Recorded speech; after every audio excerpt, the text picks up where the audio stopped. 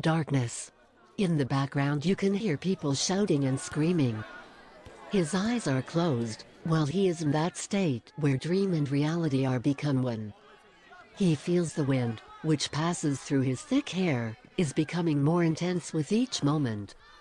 In front of him he can see his wife and his daughter. It has been more than 2 years since he saw them.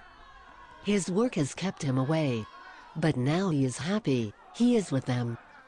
All around them dozens of kids are playing, running all around them. The park they are in is filled with people and the sun is shining bright. But the wind is gathering speed. He can feel it on his skin. Curious, he said to himself. Although the wind was strong, the leaves of the trees are standing still. People are going on their business like nothing has happened. The voices are starting to grow in intensity. Pull. He can hear a voice near him. Immediately he realizes that the voice came from his daughter. He turns his head in her direction and he notices that she is holding in her hand a rope. The other end is in his hand. He didn't even realize that he had something in his hand. Suddenly the rope is pulling him towards her. He looks at her and he saw his wife grabbing the rope and start pulling too. But of course they can't pull him. Both of them burst into laughter while they are struggling to pull him towards them. The wind now is stronger than ever, but no one seems to notice that. Besides the wind, he can hear something else.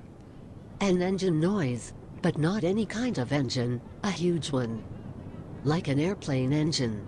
He gazes his eyes towards the sky so he can try to see where is this huge noise is coming from. While he was looking up, he notices that absolutely no one, including his wife and daughter, are not even a bit bothered by the noise. The light from the sun is making him to squint the eyes. Instinctively he put his hand above the eyes to see better. Something caught his eyes. Immediately he realizes what he saw. A tail of a plane is moving away from him. What the hell is this plane doing so close to the ground? He is asking himself. Quickly he is looking around to see the reactions of others. Nothing. Everybody is the same, nobody is paying attention. He is turning his eyes towards the plane, maybe he can identify the model. All that he could see was the tail. One vertical wing on the center and 2 others, perpendicularly on it, on each side. Somewhere under the tail he could see a big ramp, which was slowly closing. Only now he realizes that he saw a military plane. It was looking exactly like the ones that brought troops on the battlefields. What was its name? Oh yes, that's right, Hercules. Military? But why the hell is it here? The question popped into his mind. Invasion. Scared he looked towards his wife.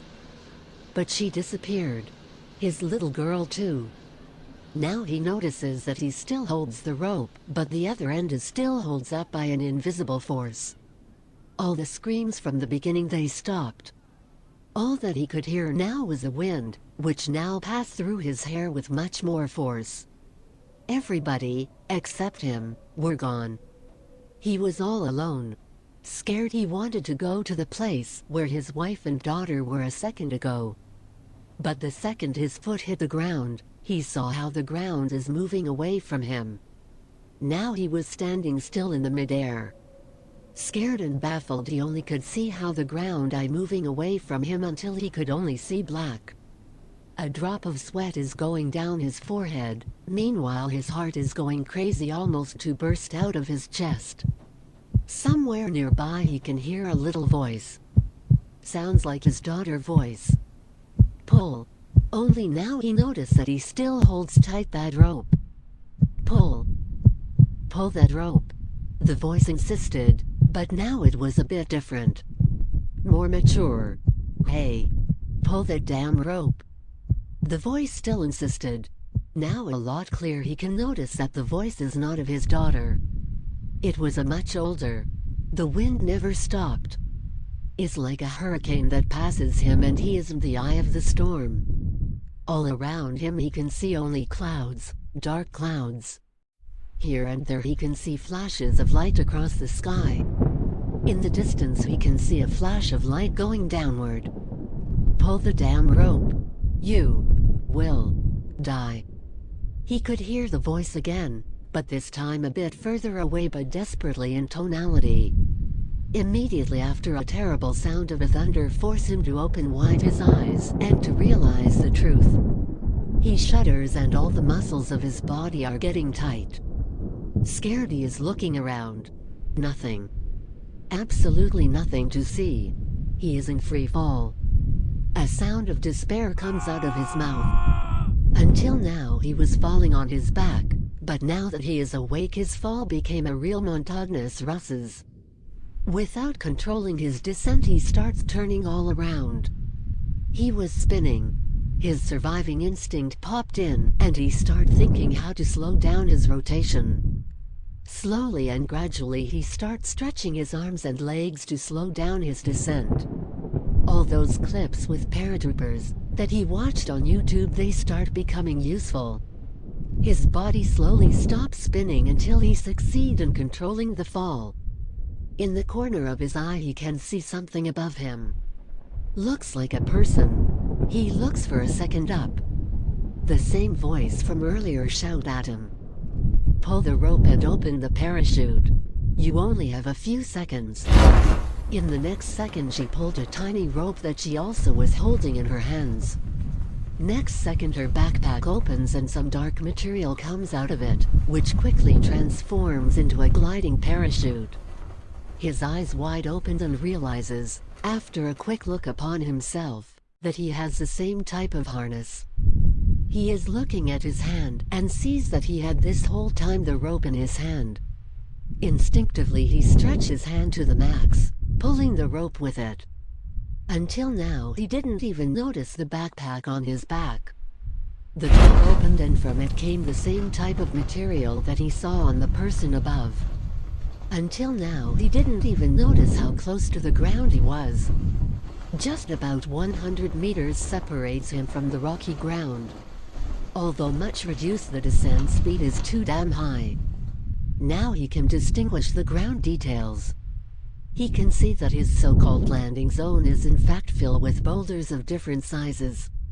From this height he can see that his landing will be into a dry riverbed. Close to the riverbed were some tall trees, and in front of them one tall oak. His survival instinct kicks up again, and without thinking he grabs with his hands the support ropes of the parachute, attempting to change his landing zone. Close to those trees is a good landing zone filled with grass and flowers. He pulls of one of the ropes, but his speed was still too big, and his lack of training makes him just a passenger for the ride. All that he can do now is watch how he is closing rapidly to the ground. In his effort to control his descent he didn't notice that he is going straight for that big oak. Scared he tried to pull once again the rope. No effect. He is much too close. The inevitable was here. Instinctively he put his arms to protect his eyes while he passed through the oak crown. All that he could do now is trying to slow his descent by grabbing the branches. The ropes of the parachute begin to stack into the branches, making him to stop suddenly. That stop uses as a pendulum and made him to hit the tree hard enough to dislocate his shoulder. The pain is keeping him alert now. Off the branches of the tree he can see another parachute coming slowly to the ground. Effortless, that person landed on the ground. That person is a woman. Could that be the woman that wake him up?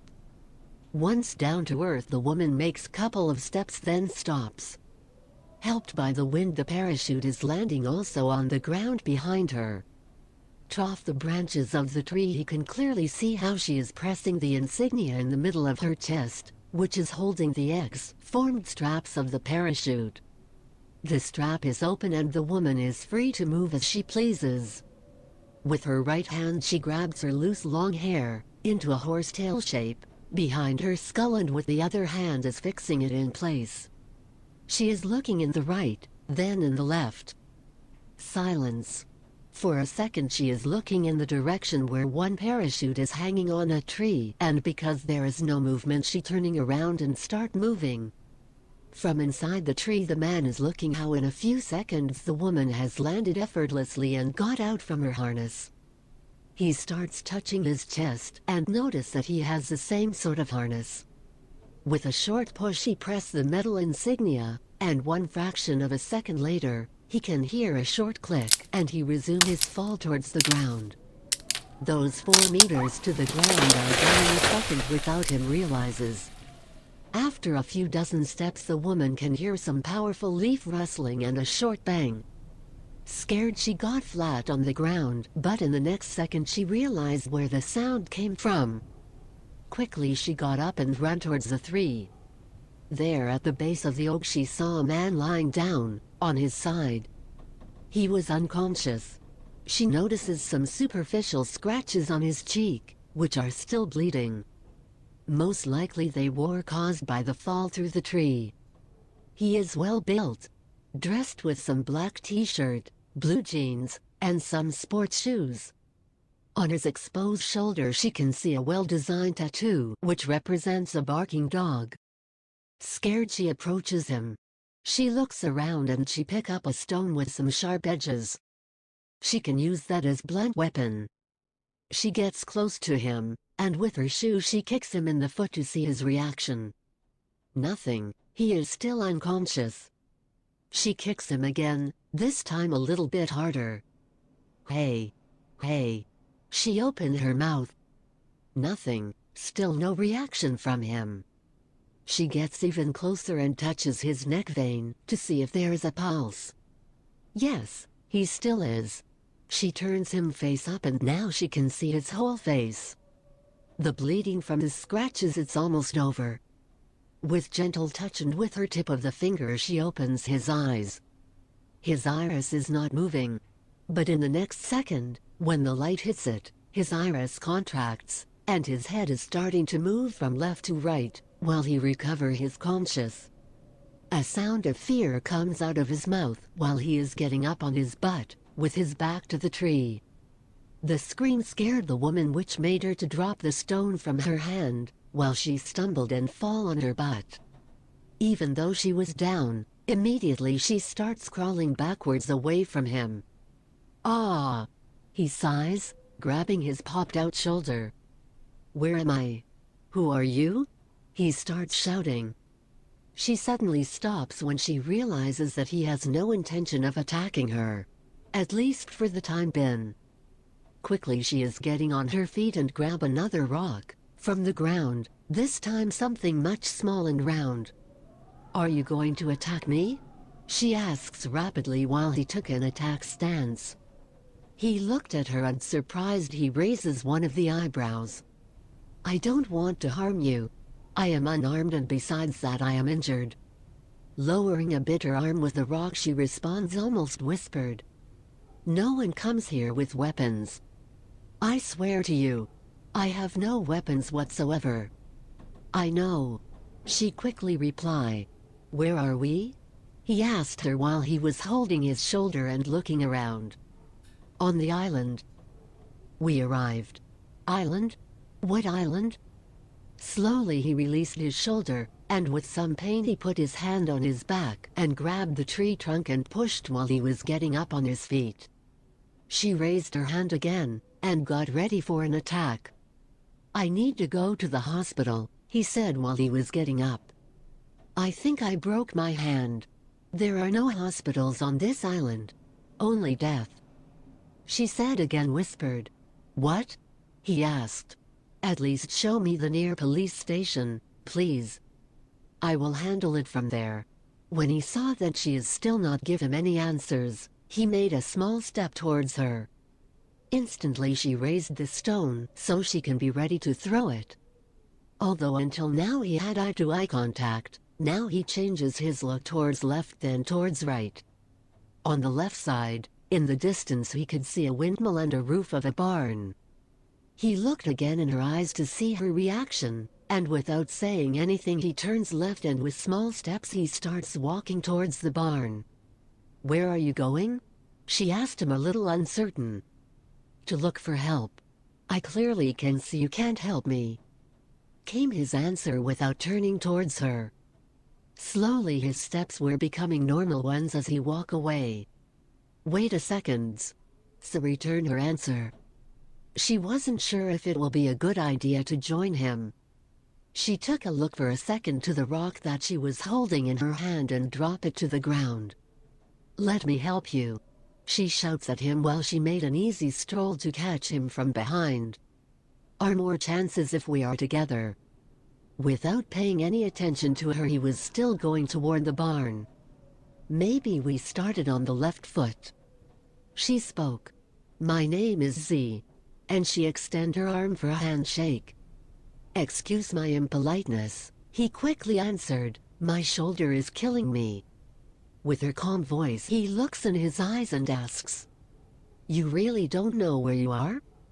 Don't you? Oh yes, I know. He quickly answered. I am in the middle of nowhere, without a telephone and transportation. I have a broken arm, and the only person that I met gives me no real answers. Am I close? More or less, she answered back with a small smile on her face. In the distance, behind them, they could hear one weapon fire shot, then followed by another one, then another one. Bursts of gunfire are heard one after another. On the sky the clouds are gathering together, making the sky black as night. Instinctively Z lies down in the grass between some bushes. Calmly he is looking up to the sky and he saw the clouds. A storm is coming. Then he turned towards Z and asked her, what the hell are you doing? If you know what is good for you, you will do the same. Ha ha ha ha ha. He starts laughing. You are scared of a little thunder? Are you that idiot? Those sounds that you hear are weapons.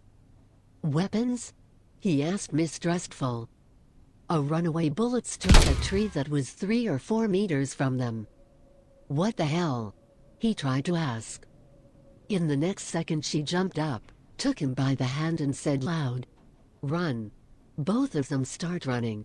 She was in the lead, leaving him a few dozen meters behind. His shoulder pain was making him slower. Just a few hundred meters separates them from the barn. Although the wind was blowing pretty hard, you could hear their running steps.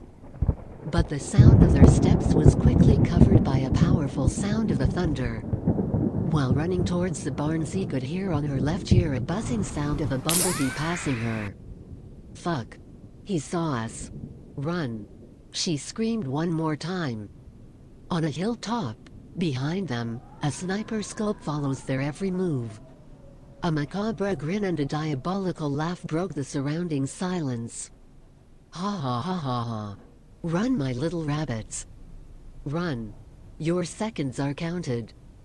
A weapon tightly held in place, one eye behind the scope, and a psychotic personality is all you need to become a perfect criminal. Come on. We are almost there. You can do it. Z encourages him. Another bullet passed Z, this time hitting the ground in front of her. Scared, she stopped suddenly. The dust particles formed a little cloud, which vanished quickly because of the strong wind. A wave of emotion struck her as she could hear the sound of the weapon from behind. Like a sign from God, a thick rain came from the sky. Like the curtains that cover the stage after each performance, the rain covered this whole bloody stage. In a few seconds, the hill where all the shots were coming from disappeared because of this thick rain. Still standing still and waiting for the inevitable, she heard his steps behind her. Run. Why did you stop? He asked her as he passed her. Like pulled out of a dream, she opened her eyes and realizes that she is still alive. Without thinking twice, she starts again to run behind him. Every move that they made was closely followed. Nothing could save them. With the finger on the trigger, the sniper man starts pulling it slowly. Suddenly a thick rain stopped him from seeing any further. Too late. The trigger was already pulled. The trigger nail hits the cartridge cap, and the bullet came out of the sniper barrel with a speed faster than the speed of sound. immediately followed by the distinctive sound of a sniper rifle. The sniper man raises his head from the scope to wipe his eyes of rainwater. Fuck me. He wiped his eyes quickly, then he put again his cheek on the sniper to look again off the scope. From behind him a crush leaf sound emerges, followed by a second one. This one made him to turn his head. In front of him he can see a shotgun barrel. Next words came to his ear, but he did not have time to react. Surprise, motherfucker. A powerful sound of a shotgun covered the sound of rain, then nothing. The sound of rain continued as nothing happened. Only a few meters separate them from the big barn. She, again in the lead, reaches the door of the barn, open it and enter. In the next seconds he arrives, and after he passes the door she closed before him. Soaking wet, he goes to support pillar and with his back against it he sat down. Z looked around for a few seconds and then she looks at him. "Let me see," she said to him, while she was sitting down next to him. Carefully she removes his hand from his shoulder. "It's not broken," she said while a smile appears on her face. "How the hell do you know? Suddenly you became a medic?" "No, but it's not swollen. It is only dislocated. More likely when you fell from that tree." With a quick move she pushes his shoulder back, hitting him on the pillar. He could hear muffled sound inside his shoulder as the bones goes into place. A short painful sound came from his mouth, which filled the silent barn. "I think it's good. I think. What the hell, woman? Are you trying to kill me?" "Try to move it." Afraid he lifts his arm. It doesn't hurt so much now. That huge pain that he felt until now was gone. "How did you know?" "Surprisingly, I had something like this also." The painful sounds that filled the barn went outside as well. On the scaffolding of the windmill someone dressed in camouflage clothes points the weapon towards the barn. The rain's still pouring and it doesn't give signs that will stop any time soon. Although the barn is close, the visibility is poor. Very carefully and with cat-like steps the man is climbing down the metal ladder. Once down he quickly goes towards the barn. Trough this thick rain and those camouflage clothes, your invisibility is assured. Arrived in front of the barn he stopped because of a sound of a car coming this way. Slowly he moves backwards. He hides behind an old farm tractor and looks in that direction. Somewhere in the distance he can hardly see an off-road vehicle. Suddenly the sounds stop. With his corner of his eye he looks over the tractor. He doesn't see anything because of the rain. A flash of light in the sky makes the surroundings more visible for a second. He could see just a silhouette running towards the barn. In the barn the sound of rain was muffled, but the sound of a car engine you could hear clearly. Scared, Z stood up. "Come with me quickly," while pulling his arm to lift him on his feet. She felt her heart begin to beat faster. Both of them went in the back of the barn where they saw another door. In the right side of the door there were some hay ballots stacked in a way that a person could hide easy behind them. At first glance you were invisible for anybody who passed next to you. In the left part of the door there was a little room where were stored all the tools for a farmer. Z looks quickly and turns to him and almost whisper told him, "You hide behind the hay and keep quiet. If you want to see the day of tomorrow you will trust me. Please." Hidden still, behind the tractor, he looked again after the driver. The last lightning was no good. He couldn't see anything. But now he had a new strategy in mind. He will go behind the barn and catch that guy when he will come inside, and he will eliminate the one that screamed earlier. So, with cat-like steps he walked next to the wall of the barn until he reaches the back door. Once there he saw that the door is open. Careful he enters the barn, while he holds his weapon in tactical mode. In the next second outside of the barn a burst of gunfire and through then silence. The sound of rain became dominant as nothing happened.